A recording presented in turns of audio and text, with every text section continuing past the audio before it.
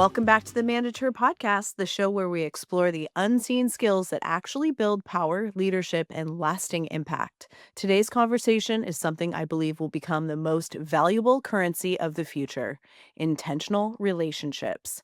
As technology accelerates, AI, automation, systems doing more and more of what humans used to do, there is one thing it still can't replace: genuine human connection.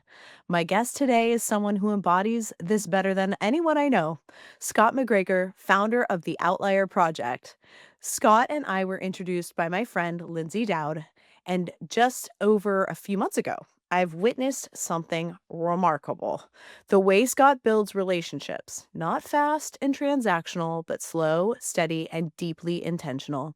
On my birthday, Scott was the first person to reach out, not with a text, but with a personal video message. It was thoughtful, aligned, and exactly what I needed that day. And it left me wondering, how can someone who's only known me for a few months be so attuned?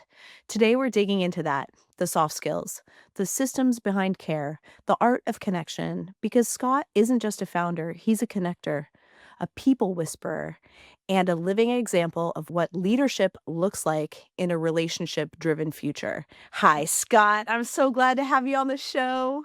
That was the coolest introduction. I've had a lot of introductions. That might be my all-time favorite, the people whisperer. I love it. You really are. It's I've never met anybody who can understand someone as quickly as you can. You're very intuitive, and it is a very special gift to share with the world at this time. Thank you. Thank you. Yeah, absolutely. So, Scott, you've built your work and your life around people. As technology takes over so many functions, why do you believe relationships will become the most valuable currency moving forward? I think it's always been the most valuable currency. So I don't think it will become the most valuable currency. I think it's always been like that. As AI and all kinds of things take over, people are craving human connection. And I think when you think about it, if you're really looking for true support, if you're looking for trust, if you're looking for collaboration, if you're looking for customized, bespoke learning and development opportunities, you really can't get that outside of human connection. So, I think there's nothing beats it. Always will be champion. Yeah, I know for me in business, if I look back at my success, it always comes down to relationships. Everybody thinks it's the thing that you do, but it's actually the thing that you're being, the human being that you're being, that will actually get you to your success. It's no one thing that you do. It's the actual, being fully embodied in yourself and meeting other people and meeting them where they're at is actually what will lead to your success. At least that's been Yeah. my case. For sure. Yeah. So I let's agree. go the power of going the extra inch. You are the king of this. You consistently do something small but powerful: personal voice notes, videos, thoughtful follow-ups. Why do you believe going the extra inch matters so much, and how has that shaped the depth of your relationships? It's a great question. I think we live in a world where people are mostly trying to figure out, how do I do the least in order to get a result, instead of having the mindset of what's the most that I can do. So I think that mindset can be really, really powerful. I think details matter tremendously. The devil's in the details matter. I always think of, like, so many little examples you could give, but I see this every day. And I saw this literally just before we hopped on this podcast. I had sent a message to somebody and they replied to me and they didn't even write the word thanks. They wrote just initials. So here's my thought process. I appreciate that. Like, I appreciate somebody thanking me, but whether you write, THX or you write thanks, what if I wrote, thanks so much, Aimee? I really appreciate you. I lost count on my fingers, but that's like maybe like 7 more words. The return on investment, the impact that has is like times 100. So that might take me another 5 seconds instead of just saying, thanks, Aimee. I so much. I really appreciate it. Something like that. It's so simple. So those little details matter tremendously. And I think just going that extra mile makes people feel like you really care. Yeah, couldn't agree more. I know I had never really been into the whole audio message world until I met you and Lindsay, and you guys are like so good at the audio messages, which is like a voice recording that's kind of like sound like a text, but it's so much more personal. It's just it really it's so nice because we rarely hear each other's voices anymore because we rarely speak on the phone any longer, you know? So it's nice to get that personal touch of hearing someone's voice, but the video message you sent on my birthday, oh my gosh, I was like, better than my mother, better than my father, better than my brother. And I'm thinking to myself, what? Okay, like, how did you just met me a few months ago. So, how do you listen to people so well that you can show up that way? Like, especially when you've only known them a short time? I mean, I think it's simple. I care. I think if you really care, I know this sounds super basic, but I think like a lot of life is very basic. I truly, genuinely care. I give a you know what. Um, and so because of that, I really I'm tuned in because I care. And I think people leave clues all over the place. Like, especially now with social media, they're littering clues everywhere. And if you care, it's very easy to pick up on those clues and be like, you know what? December 3rd, that's Amy's birthday. I'm going to send her a message and I'm going to wish her a happy birthday. It's easy. And I think, don't go for polished. I probably left you that message at 5 a.m. on You're my like you're treadmill. like you're on your treadmill, you're walking on and Yeah, I I love mean, that because there's no such thing as the perfect moment. If you get caught up in perfection, you just won't do it, right? So if you're yeah. like, "I'm just gonna do this because I care and I'm doing it out of a place of love," and the perfection doesn't matter. And I need to in me and myself, I have to work on that because I mean, I definitely battle my inner perfectionist and it holds me back from communicating when I really care about people. And that's something I personally need to work on and I'm learning from you how to do this. But is there some sort of technology you're using to help track this or how are you keeping yourself so organized? Again, it's a simple solution. So I think you can use certainly a CRM. You can use Salesforce or you can use something like that. Honestly, I think should be your CRM. So I put everything in my phone. The reason why I do that is if I'm somewhere and I see somebody, what am I gonna I'm not gonna whip out my laptop and like, look up, your name in Salesforce and all this information. I always have my phone on me. I can quickly check and I can see kind of all the things that I think are important. And the things that are important is like your birthday and your significant others and your kids and all those things, your pets and all the things that people hold near and dear. I put all of that stuff in my phone. I also do a lot of stuff up front. So before I even meet somebody, I had about 7 or 8 meetings today with new people that I'd never spoken to before. And this is not to throw anybody under the bus, but all 7 or 8 of these people, I knew way more about them than they knew about me because I spent a little bit of time looking into those key things that are important to them. And it just makes such a huge difference. It's not that hard. I think you just have to get in the habit of doing these things. It has to just become routine. So for me, it doesn't seem daunting because it's very routine. And the system that I use is just loading everything in my phone so that I can, very quickly look up information. So all in your contacts, where the notes Yeah. are, you just put notes on the people. That is Yeah. brilliant, Scott. It's a simple solution to something that why didn't I think of that? That's awesome. My husband has been doing this for years in his CRM for sales. He's an Yeah. amazing sales guy, and he knows his customers' favorite teams and their dogs' names and their kids' names and their kids' teams' names and all of the things. And he's so Yeah. good at it. And you do it. I'm super impressed how well you do this. It's really impressive. Uh, so Thank you. everybody, we have this myth of I don't have time. So many leaders are like, I don't have time to do that with everybody. But how do you respond to that? And how do you personally, yeah, manage them without it becoming transactional or overwhelming for you?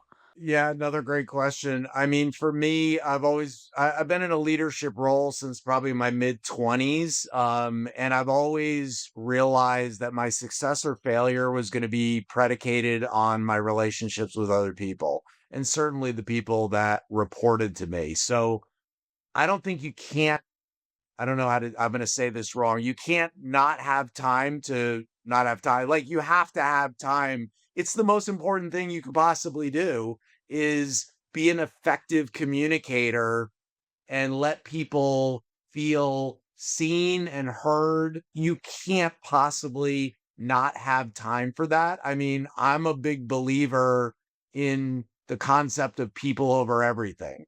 You know, if you want business success, if you want successful relationships, if you want good things to happen, you have to invest the time in order to get those results. So to me, that's what it's all about. I love it. And so how are you keeping it from being transactional? Like you really are amazing at making it just sincere. You're so sincere. It goes back to I don't really want to repeat myself, but Yeah. I'm going to. I think unfortunately, it goes back to caring. Like, if you truly care, you won't be transactional. People will understand that this is genuine. It's just kind of who you are. It starts with that mindset of truly, truly caring. And I guess, some people they don't care and they just want transactional. And it doesn't mean you're not going to have any success, but I think you have to be okay with what I would call like a drive-by relationship. It's not going to be anything other than transactional. But to me, that never really feels great. Like, I want to build friendships with people. I don't want things to be transactional. I love it. It's such a beautiful mindset shift for the future that we're moving into with all of this new technology being able to do so many things for us. But it will be able to do transactional. I do think that AI will handle transactional relationships, but it's not going to be able to handle the caring part of it. I agree. And, Yeah, yeah, so totally agree. this is our work. If we're gonna be successful in the future, this is where humanity needs to put a little more emphasis and a lot more time and a lot more attention. Because it's your attention, it's your time, and your present moment. What are you gonna do with it? This is the real currency. It's not money. It's your time, it's your attention, and it's your present moment that you're in. So it's about leveraging those things. And in my work, I talk a lot about invisible labor. Relationship building is often unseen, unmeasured, and undervalued. How do you think this invisible work creates disproportionate long term rewards or returns? Your ROI. I've wound up in these great spots, and I'm like, how did I get into this room? How am I in this conversation? How am I in this relationship? Like, how did all this happen? When I sit in those spots and kind of think about how did this happen, I reverse engineer things. And when I reverse engineer it, it's never a straight line. Like, it's not like, oh, I met Lindsay and then Lindsay introduced me to Aimee. It's a crazy circuitous path that put me in that good spot that I would have never been able to predict up front. And I think a mistake that a lot of people make is when they meet somebody, they're trying to figure out what the end result is going to be, and they're trying to predict the future. And I just choose to kind of live into the answers. I choose to say, is this an interesting person? Is this a person that I want to build a friendship with? And if the answer is yes, then I'm going to pour into that person, not really knowing where it's going to take me, but knowing that historically I've wound up in these good spots that I wouldn't have been able to predict because they are this crazy circuitous path that brings you there.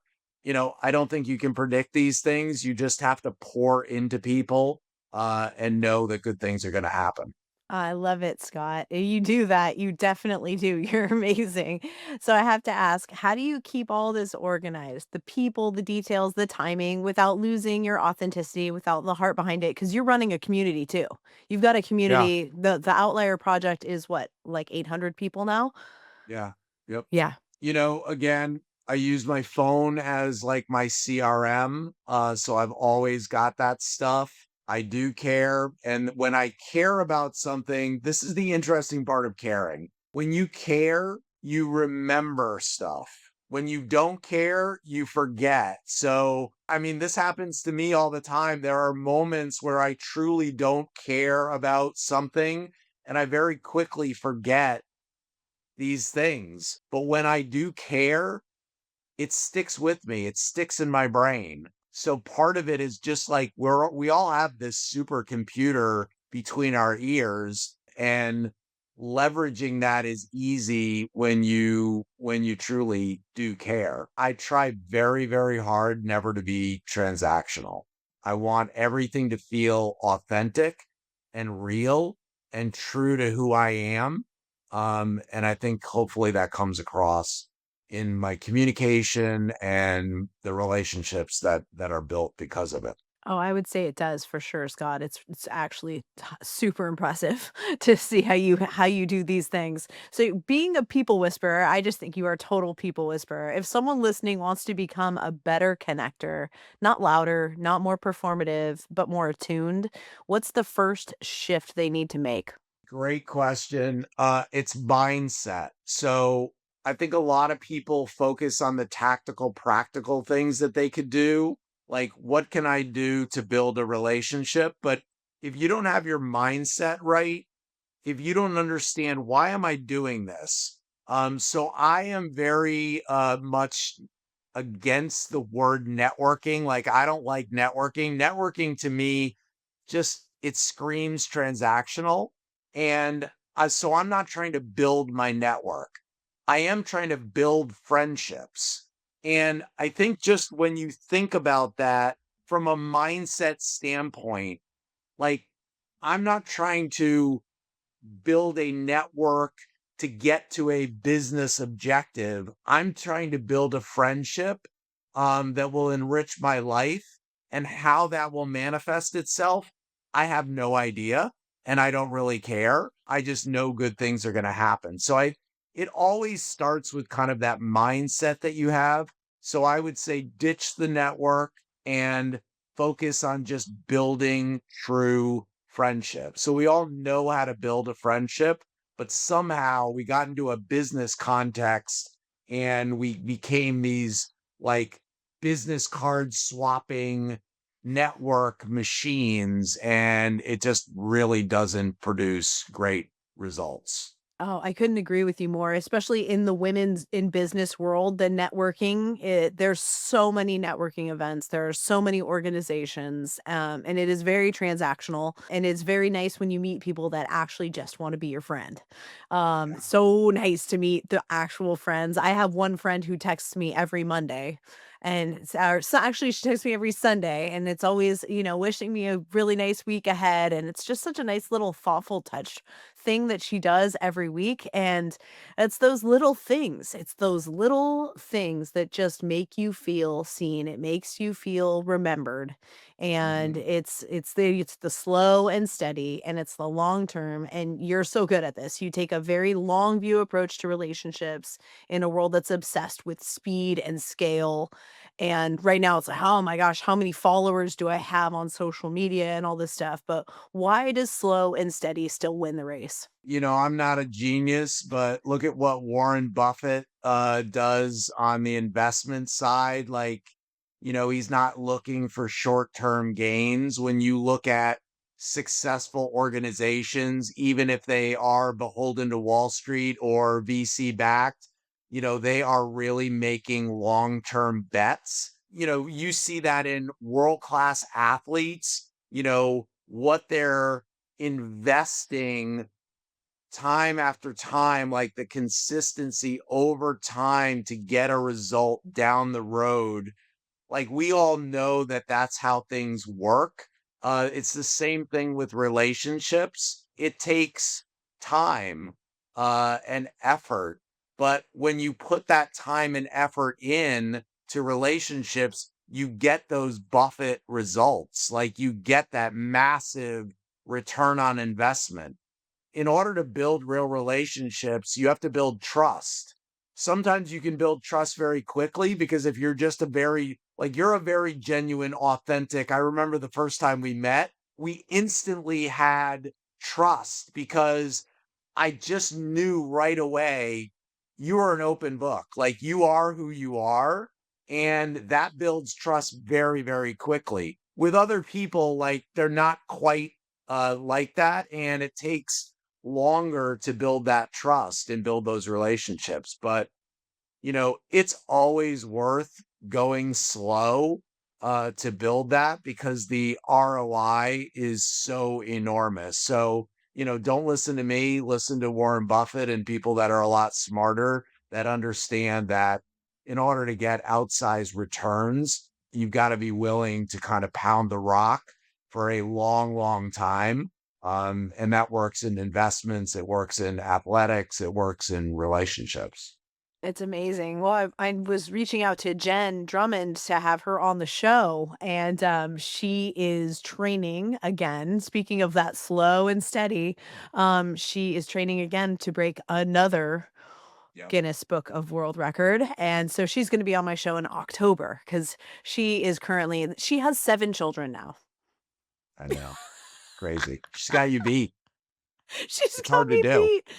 Yeah, and so yeah, so it's just a really good example that athletic, I think we all watch athletes do the slow and steady approach. There's no quick way to become an athlete, a professional athlete. It's about pacing yourself slow and steady. Every day you have to show up, you've got to do the practice. It's being present in the practice every single day for years and years and years. And it's the same, you're right. If we show up with the same mindset, I might not be perfect at this. I might need to continue to learn how to do this, but I'm gonna show up. I'm gonna come with a mindset of caring, and I'm gonna give it the old heave ho and see what I can do and see, Yeah. if I keep showing up for these people in their life, if I can build trust and get into some sort of reciprocal relationship where, now they trust you and you can trust them, and now we have this lovely thing called a relationship.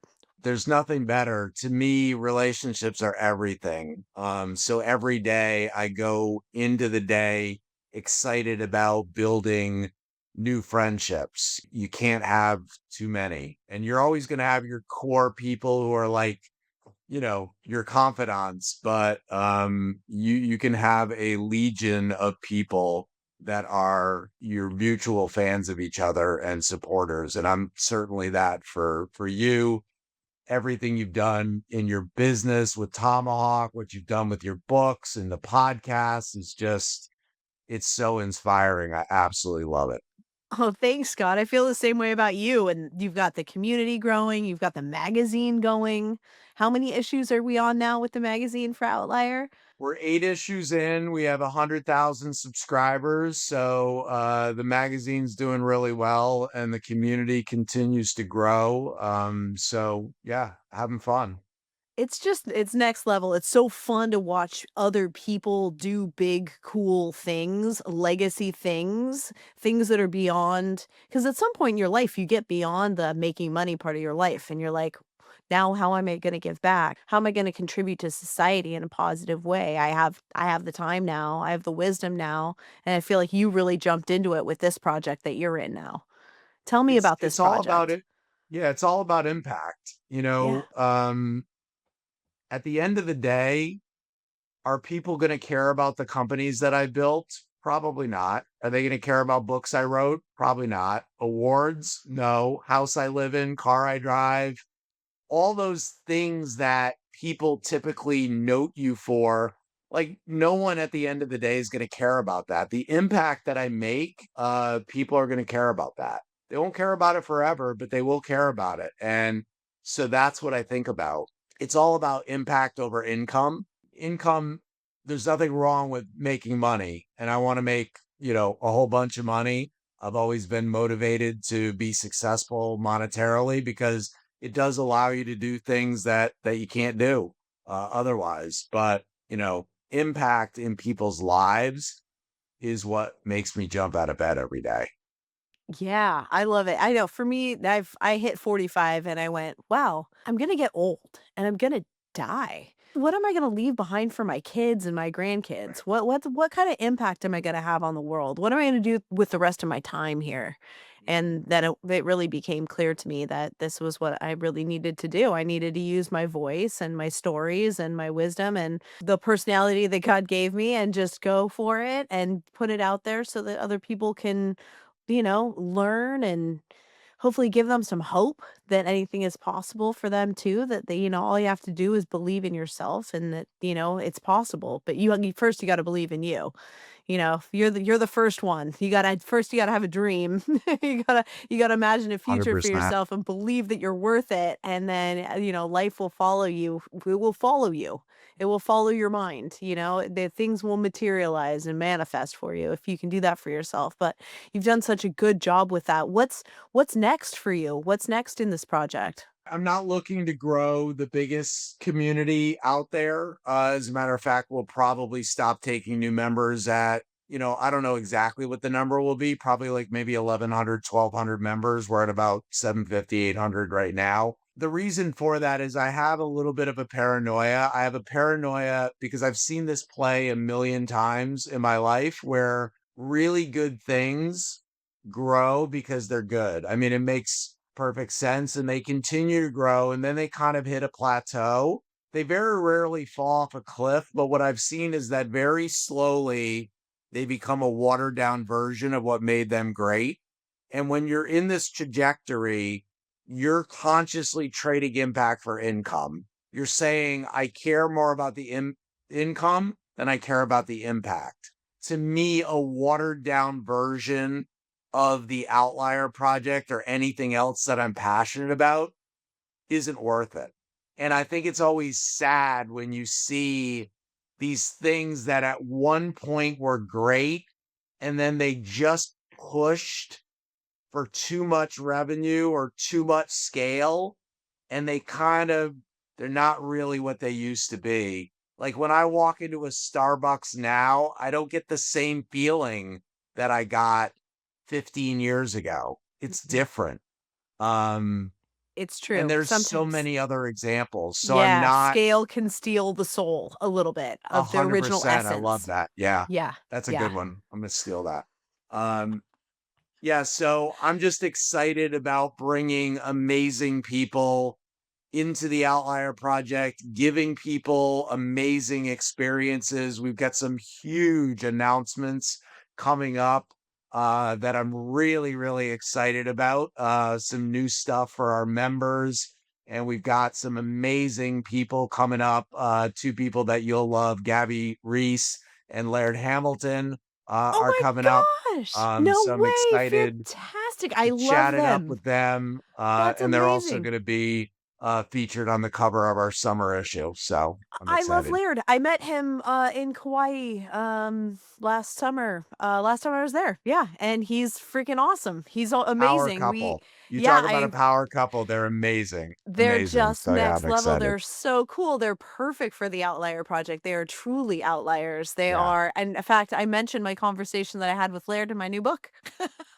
Oh, really? I Okay. really do. Yeah, Yeah. we got into fear, facing your fears, and he's the guy. Like for me, it's been facing your fears, like publishing this book or doing a podcast or whatever. And for him, it's like getting down this gigantic wave, towing Yeah. Not into a drowning. 50, yeah, Yeah.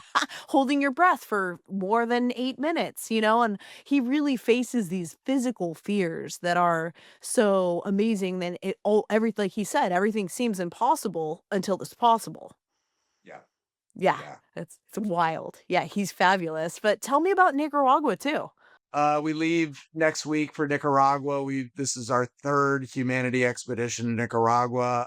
So a buddy of mine that I played high school football with, Peter Shaler, has lived in Nicaragua for about 25 years, and he started a nonprofit called Rayo de Sol. And every year we go and support uh, him. We fly into Managua, and then we take a about 3 hour bus ride to Matagalpa, and we rebuild schools on the mountain in Matagalpa. It's the best work imaginable. It's my favorite thing that we do every year. Nicaragua is the second most impoverished nation in the Western Hemisphere behind Haiti. So it's poverty to a degree that I almost can't comprehend. Yet the people there are the happiest, most giving, wonderful people, and it puts everything into perspective, and it's a ton of fun. So I'm really really excited. We're bringing a big group this year, and I can't wait to get there. Oh my gosh, Scott, you and the Outlier Project, you guys, it's just an amazing group of people. I'm so proud to be a part of this group of amazing people. This conversation reinforces something that I believe deeply, that the future doesn't belong to the fastest or the loudest or the most automated. It belongs to the most connected. So thank you for not just what you're building, Scott, but how you're building it. You're a reminder that relationships aren't a side effect of success, they're the foundation of it. Thank you for modeling what intentional relationship building looks like, and for reminding us that care is not a weakness and that presence, real presence, is a leadership skill. If this conversation resonated and you want to learn more about Scott's work or stay connected, you can explore the Outlier Project and its community through its online platforms. Read and subscribe to Outlier Magazine for deeper thought leadership and long form conversations, and connect with Scott directly on social media, where he regularly shares insights on leadership, relationships, and intentional living. We'll link everything in the show notes so you can find him easily. Scott, do you want to throw one out there? Where you got a social? Social media, the best place to find me is LinkedIn by far. I'm still an Instagram idiot. I have not cracked the code on Instagram at all. It's hard. So definitely find me on LinkedIn. And I love to connect and build relationships. Just tell me when you do connect with me, just say, what you're hoping for and why we're connecting. And I'm looking forward to getting to know people.